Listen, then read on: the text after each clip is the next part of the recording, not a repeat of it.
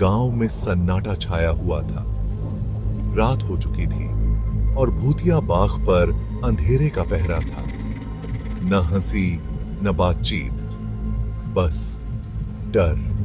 भूतिया बाग नाम सुनते ही रूह कांप जाती थी। गांव वाले फुसफुसाते थे भटकती आत्माओं के किस्से, उस हवेली के जो उनकी रातों को डरावनी बना देती थी। कहते थे अंधेरा होते ही हवेली जाग उठती थी। अजीब आवाजें, हिलते हुए साए, कोई पास जाने की हिम्मत नहीं करता था। गांव के बाहर टेढ़े मेढ़े पेड़ों के पीछे वो हवेली खड़ी थी। कभी भव्य, अब बस एक ढहता हुआ खंडहर, टूटी खिड़कियां खाली आंखों की तरह देखती थी। हवेली राज समेटे हुए थी। पीढ़ी दर पीढ़ी डरावनी कहानियां चलती आई थी। श्रापित परिवार की कहानियां, टूटे हुए प्यार की और एक ताकतवर आत्मा की जो हमेशा के लिए कैद हो गई। गांव वाले उस हवेली से दूर ही रहते थे। कहते थे पास जाने पर हवा ठंडी हो जाती है। कुछ लोग ऊपर वाली खिड़की में एक टिमटिमाती हुई रोशनी देखने का दावा करते थे। सच जानने की हिम्मत किसी में नहीं थी।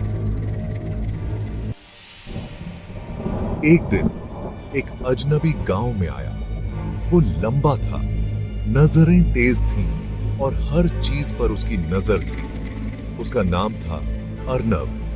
वो एक लेखक था और डरावनी कहानियों ने उसे इस गांव तक खींच लाया था। अर्नव डरता नहीं था। वो कहानियों के पीछे का सच जानना चाहता था। वो हवेली की कहानी सुनना चाहता था। गांव वालों ने उसे चेतावनी दी, वहां मत जाओ। उन्होंने विनती की, ये सुरक्षित नहीं है, खासकर रात में।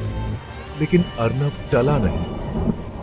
वो उस हवेली की तरफ अजीब तरह से खींचा चला जा रहा था। वो जानता था कि उसे खुद ही देखना होगा।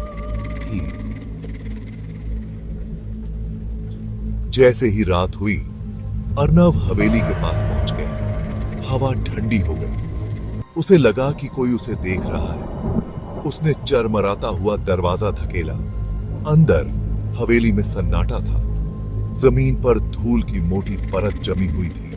मकड़ियों के जाले भूतिया पर्दों की तरह लटक रहे थे। पर कुछ तो गड़बड़ थी। अचानक एक खौफनाक चीख हवेली में गूंज उठी। अर्नव घूम गया। उसका दिल तेजी से धड़क रहा था। वहां कोई नहीं था।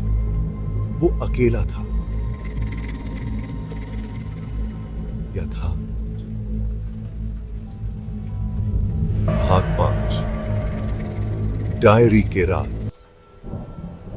अर्नव हवेली में आगे बढ़ा। उसके कदमों की आवाज खामोशी में गूंज रही थी।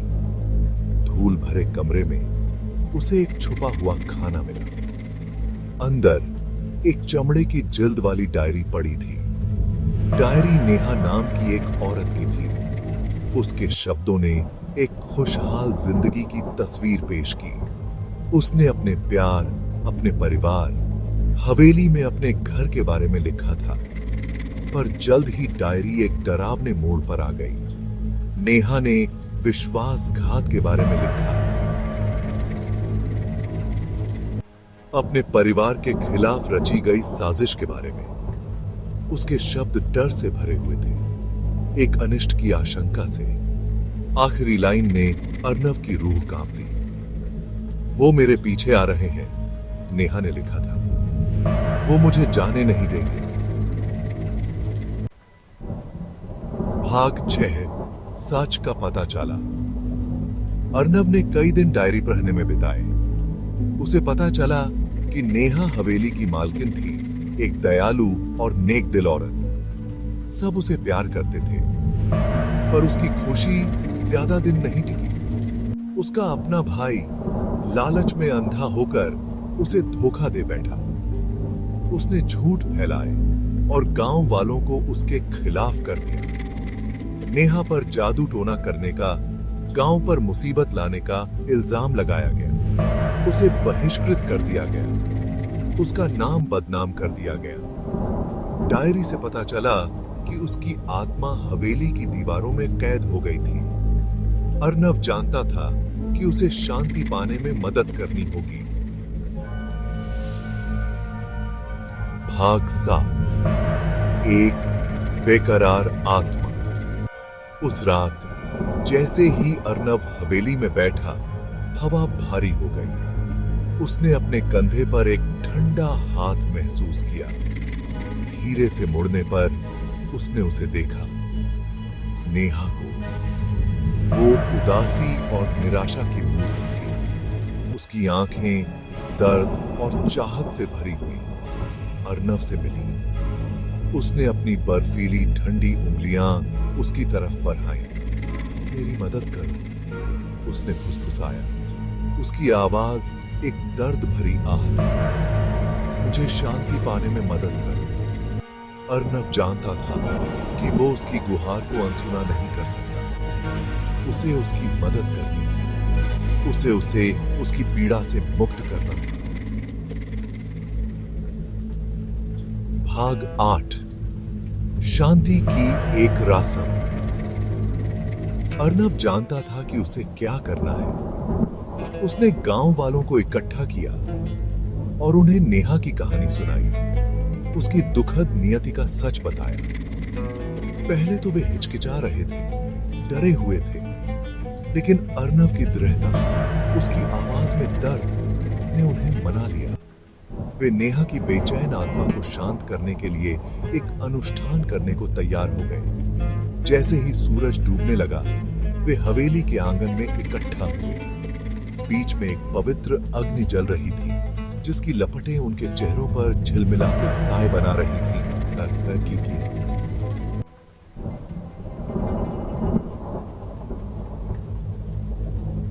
भाग 9, आजादी मिल गई। गांव वालों ने प्राचीन मंत्रों का जाप किया। उन्होंने फूल और धूप अर्पित किए, नेहा से क्षमा मांगी। हवा में एक ऊर्जा व्याप्त थी। अचानक आंगन में हवा का एक झोंका आया। आग की लपटें और तेज हो गईं। उसकी लपटें आसमान की ओर उठने लगीं और फिर सन्नाटा। नेहा आग की लपटों के ऊपर प्रकट हुई। उसका शरीर एक गर्म रोशनी से नहाया हुआ था। उसके चेहरे से पीड़ा गायब हो चुकी थी। उसकी जगह शांति ने ले ली थी। धन्यवाद, उसने फुसफुसाया। उसकी आवाज कृतज्ञता से भरी हुई थी। तुमने मुझे मुक्त कर दिया। उसकी आवाज बंद लिया। भाग 10, एक नई सुबह। जैसे ही सुबह की पहली किरण ने गांव को छुआ, नेहा की आत्मा गायब हो गई। हवेली शांत खड़ी थी। उसका अंधेरा छंट चुका था। श्राप टूट गया था। गांव वालों ने, जिनका डर अब पछतावे और समझ में बदल गया था, नेहा की याद का सम्मान करने की कसम खाई। हवेली, जो कभी आतंक का प्रतीक थी, उनकी पिछली गलतियों की याद दिलाती थी। भूतिया बाग अब डर में डूबा हुआ गांव नहीं था। यह नई शुरुआत की जगह थी, जहां जीवित और मृत दोनों को शांति मिली। और यह सब एक अजनबी, एक डायरी और सच्चाई का सामना करने की हिम्मत से शुरू हुआ।